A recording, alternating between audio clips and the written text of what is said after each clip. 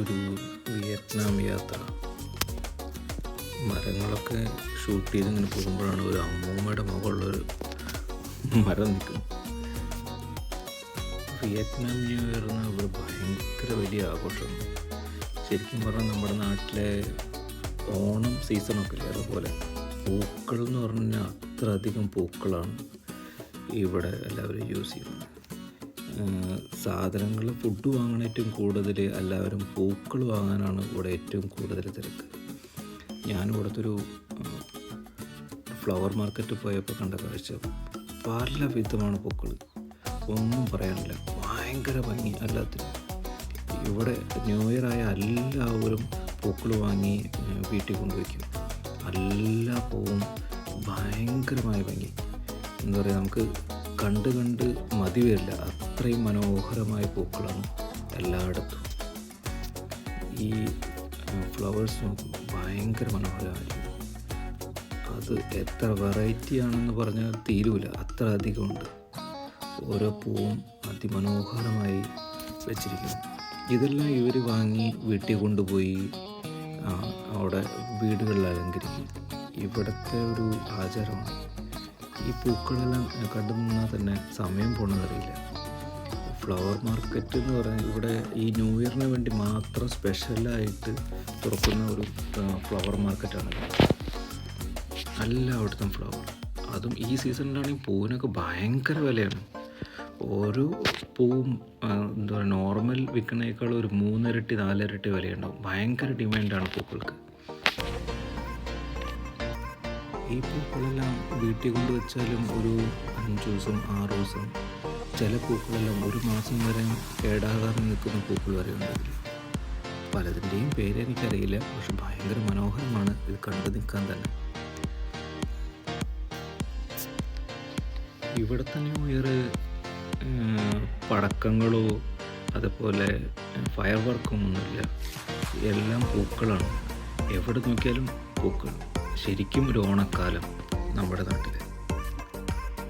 ഞാൻ കുറേ നേരം ഈ ഫ്ലവർ മാർക്കറ്റിൻ്റെ ഉള്ളിലൂടെ നടന്നു. എല്ലായിടത്തും ഭയങ്കര മനോഹരമായ പൂക്കൾ,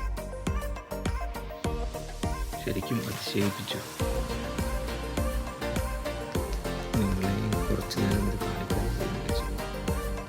ഈ ഫ്ലവർ മാത്രമല്ല, ഇതിൻ്റെ ഇടയ്ക്ക് പലവിധ കച്ചവടങ്ങളുണ്ട്. എന്നാൽ ന്യൂ ഇയർ പ്രമാണിച്ച് പലയിടത്തും ഫ്ലവർ മാർക്കറ്റുകളാണ് കൂടുതൽ. ഭയങ്കര അതിമനോഹരമായിരിക്കും. അത് കഴിഞ്ഞപ്പോഴാണ് ഒരു സ്വീറ്റ് കട ഉണ്ട്, ഭയങ്കര കളർഫുള്ളായിരിക്കണം. ജെല്ലി പോലത്തെയും ചിലതൊക്കെ നമ്മുടെ നാട്ടിലെ പണ്ടത്തെ മുടിക്കായ എന്നൊക്കെ പറയില്ലേ, പെണ്ണുങ്ങൾ മുടിയിലിടുന്നത്, അതുപോലത്തെ ഷേപ്പുള്ള കുറേ സ്വീറ്റ്സ്. എല്ലാത്തിനും നല്ല രസമായിരിക്കും, കണ്ടു നിൽക്കാൻ നല്ല രസമുണ്ട്. പലതും പല വെറൈറ്റിയിലായിട്ട് നിൽക്കുന്നുണ്ട്. അത് വാങ്ങിക്കാനും കുറേ പേരുണ്ട്. ഭയങ്കര കളർഫുള്ളായിരിക്കും.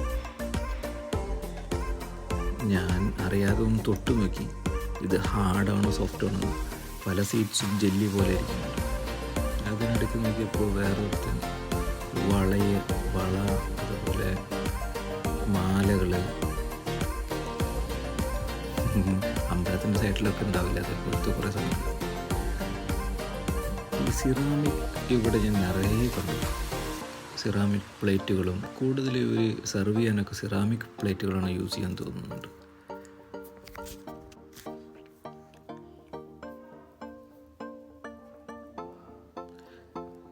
Night flower മാർക്കറ്റാണിത്.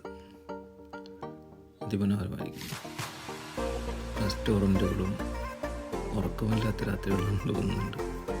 എല്ലാവരും ഫ്ലവർ വാങ്ങുന്ന തിരക്കിലാണ്, പർച്ചേസിംഗ് ആണ്. ഇത് 2 ദിവസം ഉണ്ടാവും ഈ ഫ്ലവർ മാർക്കറ്റ്. അത് കഴിഞ്ഞാൽ ഇത് ക്ലോസ് ആവും. പിന്നെ നോർമൽ ഡേയ്സിലൊക്കെ നോർമൽ ഫ്ലവർ ഷോപ്പുകൾ മാത്രമേ ഉള്ളൂ. ഇത് സ്പെഷ്യലായിട്ട് ന്യൂ ഇയറിന് വേണ്ടി മാത്രം തുറക്കുന്ന ഫ്ലവർ മാർക്കറ്റുകളാണ്. ഇതിൻ്റെ അങ്ങേറ്റം തൊട്ട് ഇങ്ങേറ്റം നടന്നാലും തീരാത്തത്ര വലിയ ഫ്ലവർ മാർക്കറ്റാണ്.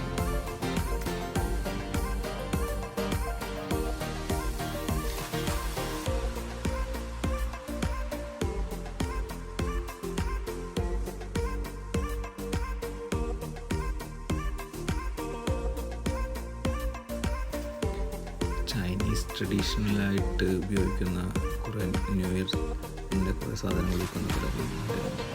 എല്ലാം ചുവപ്പ് കളറായ കാരണം കണ്ണിന് ഭയങ്കര ആസ്വാദനമാണ്.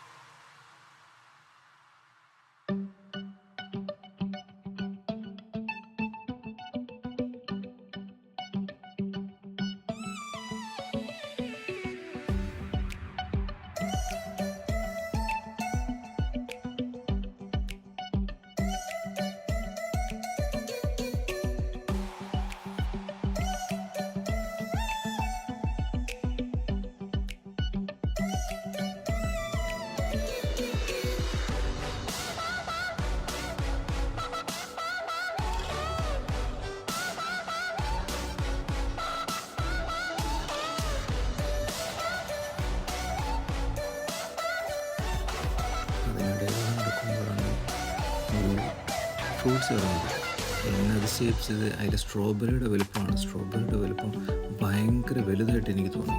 നോർമലി ഞാൻ കണ്ടിട്ടുള്ള നമ്മുടെ നാട്ടിലൊക്കെ വളരെ ചെറിയ സ്ട്രോബെറി അല്ലേ, ഇത് അതിന് 2-3 സ്ട്രോബെറിയുടെ വലുപ്പം ഉണ്ടാവും. ഒരു സ്ട്രോബെറി ഭയങ്കര വലുപ്പമായിട്ട് എനിക്ക് തോന്നി. ഇതിൻ്റെ ഇടയിലൂടെ നടക്കുമ്പോഴാണ് ആൻറ്റിക് ഐറ്റം വിൽക്കുന്ന കുറേ ഷോപ്പ് കണ്ടത്. അതിൽ അലാവുദ്ദീൻ്റെ അത്ഭുതങ്ങളൊക്കെ ഉണ്ടോയെന്ന് കുറേ തേടി നോക്കി, ഒന്നും കണ്ടില്ല. എന്നാലും കുറച്ചൊക്കെ നല്ല കാണാൻ ഭംഗിയുള്ള സാധനങ്ങളായാലും കുറച്ച് അതിൻ്റെയും വീഡിയോ പകർത്തി. നല്ല ഭംഗിയുണ്ട് കാണാനല്ലേ. കുറേ പഴയ സാധനങ്ങൾ.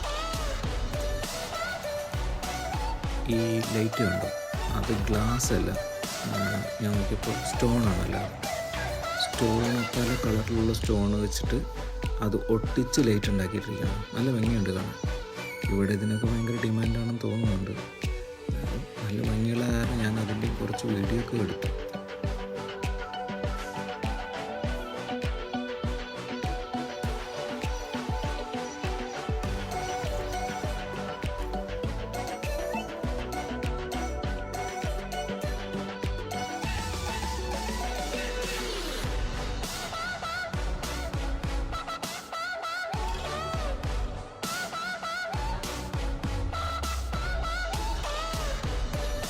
അതിനിടയിൽ അത് കണ്ടുപരിചയമുള്ള ഒരു സാധനം, നമ്മുടെ പണ്ടത്തെ അയൺ ബോക്സ്. ഇത് ന്യൂ ജനറേഷൻ കണ്ടിരിക്കാൻ സാധ്യതയില്ല. പണ്ട് ഇത് വെച്ചാണ് അയൺ ചെയ്തിരുന്നത്. ഇതിൽ നമ്മുടെ ചിരട്ട കത്തിച്ച് അതിൻ്റെ കണലുണ്ടല്ലോ അത് ഇതിലിട്ടിട്ട് നമ്മൾ അയൺ ചെയ്തിരുന്നു. പണ്ടത്തെ ഒരു അയൺ ബോക്സ്. ന്യൂ ജനറേഷൻ ഇത് കണ്ടിരിക്കാൻ തീരെ സാധ്യതയില്ല. ഇത് പുലിപ്പല്ലാണോ എന്നറിയില്ല, പല്ല് പോലെ ഉണ്ട് എന്തായാലും. നമുക്ക് പണ്ട് നാട്ടിൽ പുലിപ്പല്ല് എന്നൊക്കെ പറഞ്ഞു കേട്ടിട്ടുള്ള കാര്യം പുലിപ്പല്ലാവുമെന്ന് വിചാരിക്കുന്നു.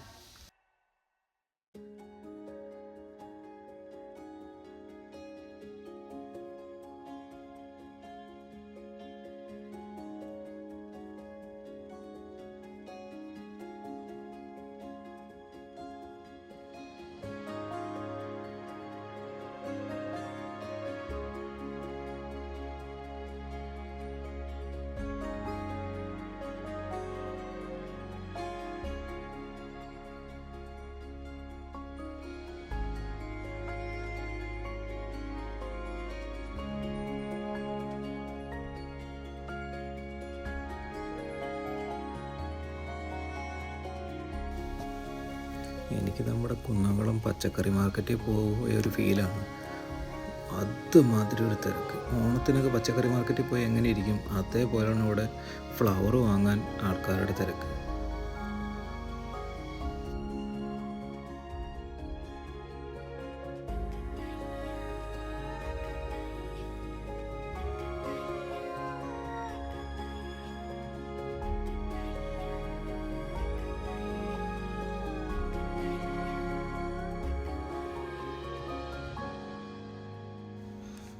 ഇതാ കിടക്കുന്ന മാലപ്പടക്കം പോലത്തെ ഒരു സാധനം. ഞാൻ കുറച്ച് നേരം നോക്കി നിന്നു, പടക്കം വല്ലതാണോ എന്നറിയാം. പടക്കമല്ല അവസാനം. ഇത് വീടിന് മുന്നിൽ അവർ കെട്ടി തൂക്കിയിടുന്നൊരു സാധനമാണ്. എന്തായാലും ഇന്നത്തെ രാത്രി ഇവിടെ അവസാനിപ്പിക്കുകയാണ് വീഡിയോ.